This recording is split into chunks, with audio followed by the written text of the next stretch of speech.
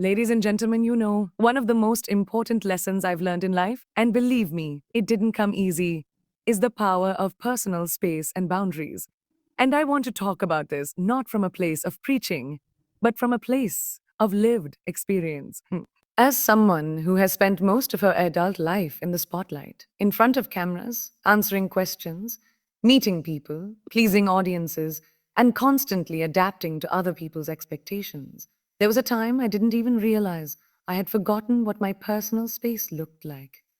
I was giving so much of myself to the world that there was barely anything left for me. And I know I'm not alone in this. A lot of us, especially women, grow up believing that being warm, approachable, and accommodating is the right way to live. That the more available we are, the more lovable we become. And that's a lie we need to unlearn immediately. There's a very thin line between being kind and being taken for granted. And if you don't set that line, people will keep crossing it until you no longer recognize yourself. I've been there. I used to be the person who never said, oh no. I wanted to be liked. I wanted to be accepted. Whether it was work commitments, social invitations, or even emotional labor in friendships, I gave and gave and gave. And then, one day, I hit a wall. I realized I was exhausted, mentally drained, emotionally disconnected, and constantly anxious. That's when it struck me. I wasn't protecting my space. I had no boundaries. And without boundaries, people will come into your life and rearrange your furniture. They'll walk through your emotional living room with muddy boots, and they won't even realize they've messed it all up. The truth is, setting boundaries is not rude, it's self-respect. You are not obligated to be accessible to everyone all the time. You are not a service. You are a human being with your own needs, emotions, limits, and energy. Saying no doesn't make you unkind. It makes you clear. It makes you powerful. But it also takes courage because we live in a society that confuses self-respect with arrogance. The moment you start asserting your boundaries, some people will call you a difficult or a cold or say you've changed. Let them. That's their perception, not your reality. Anyone who genuinely respects and values you will never feel threatened by your boundaries. In fact, they'll appreciate your clarity and your confidence. One thing I've found incredibly empowering is learning how to say no without feeling guilty. That was hard for me. I'm a people pleaser by nature, or at least I used to be. But over time, I've realized that every time I said yes to someone else while betraying my own needs, I was saying a no to myself. I was putting someone else's comfort above my own peace of mind. That's not generosity. That's self-neglect. And when you do that long enough, you start to disappear from your own life. You're there in the room, but you're not really there. You're running on empty, wearing a smile that's hiding a tired soul. It's not just in the big decisions where boundaries matter, it's in the little, everyday things. It's about giving yourself permission to take a break without explaining why. It's about silencing your phone and not replying to messages immediately just because someone accepts it. It's about not feeling bad when you choose a quiet night at home instead of attending a party. It's about walking away from conversations that drain you instead of forcing politeness. It's about recognizing emotional vampires, the people who feed off your energy but never pour anything back into you. You have the right to choose who you allow in your space, who you give your time to, who you share your energy with. And listen, I know this is not always easy, especially when it comes to people we care about. Family, friends, colleagues, even our partners, they can sometimes be the ones who test our boundaries the most.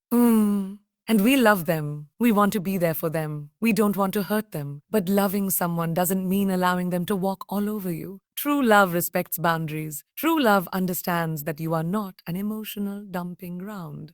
You are not a fixer, a savior, or a therapist unless you choose to be. Your job is not to sacrifice your mental health so that someone else can feel better. That's not healthy. That's codependency disguised as compassion.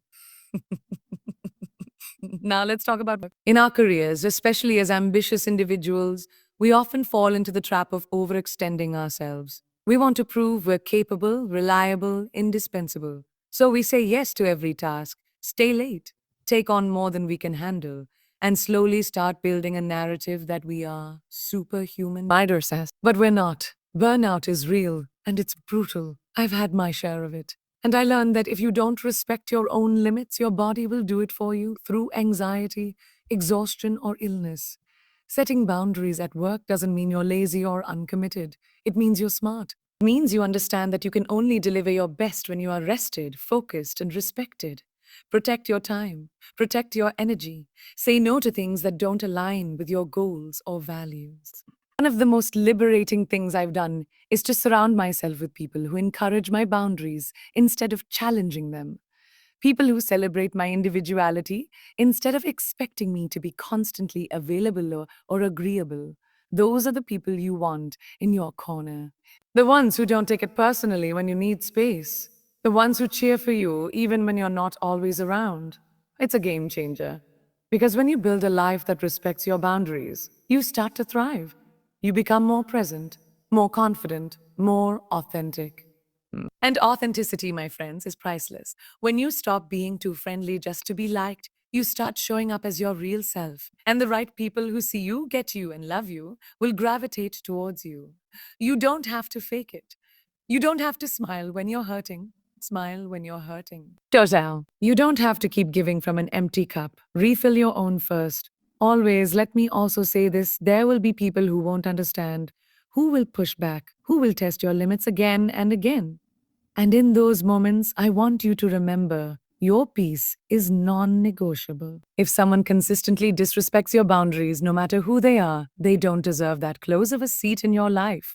Protect your peace like it's your most valuable possession, because it is. Life is too short to be constantly drained. You deserve to feel safe in your own space. You deserve to be around people who energize you, not exhaust you. And most importantly, you deserve to honor yourself. So stop being too friendly. Be warm, be kind, be gracious, but never at the expense of your own well being. Let your kindness be guided by intention, not obligation. Let your generosity come from a full heart, not a pressured one. And let your boundaries be your superpower, not your shame.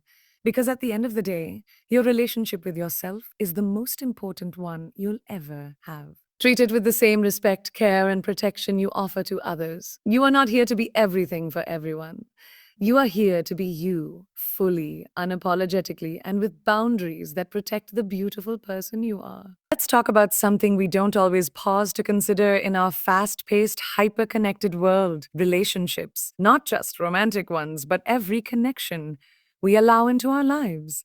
The truth is, in a world obsessed with likes, followers, and the illusion of popularity, it's so easy to confuse quantity with value. We celebrate how many people are at our party, how many texts we get in a day, how many birthday wishes pop up on our feed. But here's the hard truth I've learned along the way. None of that means anything if those connections don't feed your soul, if they don't see you, if they don't stand by you when the lights go out. I used to think having a wide circle of friends was the goal. The more, the better. The idea that popularity equaled love, validation, or worth. And I played that game. I went to all the events. I showed up for everyone. I responded to every message, made every plan, said yes to every gathering. I wanted to be that girl who was always surrounded, always smiling, always available. But over time, something inside me started to shift. I realized that even when I was surrounded by people, I often felt alone. Not because I lacked company, but because I lacked connection. I was giving my time and energy to so many people, but how many of them really knew me? How many of them would sit with me in silence when I was hurting? How many of them even noticed when I wasn't okay? That realization hit hard. It made me pause. It made me question the kind of relationships I was nurturing and whether those relationships were truly nurturing me in return.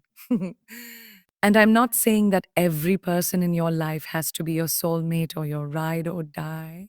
There's beauty in all kinds of interactions: casual friends, old acquaintances, fun colleagues. But when your life starts to feel full of people who only know the highlight reel and not the behind the scenes, that's when you need to reevaluate.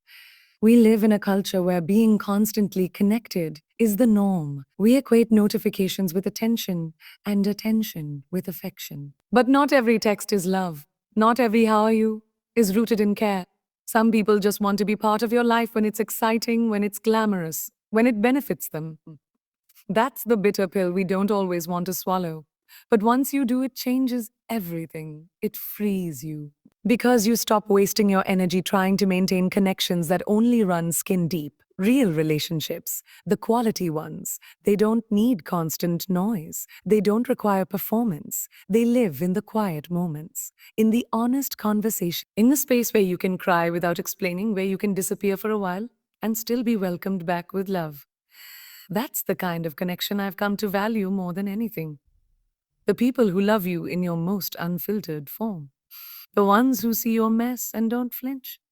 The ones who show up even when you have nothing to offer but your silence. I've lost friends over the years, people I thought would be in my life forever. And it hurt, of course it did. Some left because I changed. Some left because I stopped giving more than I received. And some relationships simply ran their course. But with each goodbye, I made space for something better. I stopped chasing people. I stopped over explaining myself. I stopped trying to hold on to connections that didn't grow with me. And in that letting go, I found peace. I found peace. I found deeper friendships. I found people who saw my worth without needing me to prove it. And that's something we all deserve. Relationships that don't exhaust us. Connections that don't feel like a performance. You know what it's like to be in a room with someone and feel completely seen. It's rare. And it's sacred. When you find it, hold on to it, water it, because it's those few people, not the crowd, who will carry you when life gets hard. It's those relationships that remind you who you are when the world tries to make you forget. One of the most powerful things I've learned is that intimacy is not about frequency, it's about depth. I have friends I don't speak to every day, sometimes not even every week, but when we connect, it's as if no time has passed, because the bond is real. The love is consistent. We don't need constant validation to know we're there for each other. And that kind of security is priceless. It doesn't demand, it just is. There's also this idea that the more people who love you, the more whole you'll feel. And that's just not true. You can have 1,000 people cheering for you and still feel lonely. But if you have even one person who truly understands you, someone you can call at 3 a.m. without hesitation, that's everything. That's wealth. That's success. That's real love. And let's not forget, the relationship you have with yourself sets the tone for every other relationship in your life. If you're constantly pouring into others without checking in on yourself, you're going to burn out. You're going to feel resentful. And no, that's not selfish. That's human. The more you invest in your own healing, your own boundaries, your own joy, the more you'll attract people who align with that energy. Because when you respect yourself, you stop entertaining relationships that don't.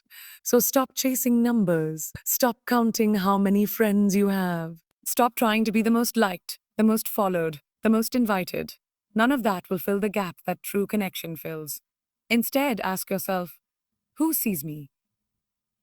Who hears me? Who makes me feel safe and challenged and supported all at once? And am I being that person for someone else? This isn't about isolating yourself. It's about elevating your standards. It's about saying, I'm not available for shallow energy anymore. I'm not available for relationships that don't grow, that don't evolve, that don't feel mutual. And once you start living with that kind of intention, everything shifts. You'll start noticing the difference between people who want access to you and people who want connection with you. There's a big difference. Some people show up just for the applause. Others show up during the intermission when the lights are dim, when you're questioning your script. Those are your people, the ones who love you when you're not entertaining, when you're not giving, when you're just being. Find them, keep them, love them hard. I know we all want to be loved, to feel like we belong, but belonging doesn't mean blending in with the crowd. It means being exactly who you are and being embraced for it. You don't need to stretch yourself thin just to be seen. You don't need to split yourself into pieces just to be accepted. You are whole. You are worthy. And the people who truly see that, they won't need you to prove it. They'll meet you where you are, and they'll stay. So here's what I'll leave you with. Don't mistake presence for loyalty. Don't mistake noise for love. And don't ever, ever confuse popularity with purpose. Choose the people who choose you, who choose the real you, not just the curated version. Life is too precious, and your heart is too valuable to waste on anything less. Quality over quantity, in every room, every season, every story. And that's a lesson I'll carry with me forever.